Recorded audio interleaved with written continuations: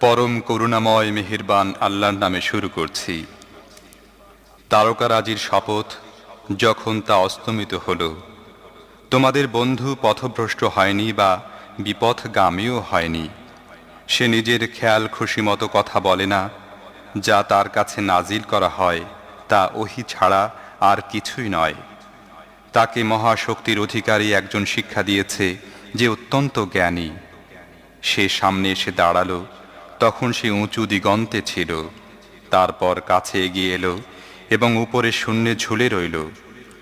অতপর তাদের মাঝে মুখোমুখি দুটি ধনুকের জ্যায়ের মতো কিংবা তার চেয়ে কিছু কম ব্যবধান রইল। তখন আল্লাহর বান্দাকে যে ওহী পৌঁছানোর ছিল তা সে পৌঁছিয়ে দিল। দৃষ্টি যা দেখল, মন তার মধ্যে মিথ্যা সংমিশ্রিত করল না। যা সে নিজের চোখে দেখেছে তা নিয়ে কি তোমরা তার সাথে ঝগড়া করো?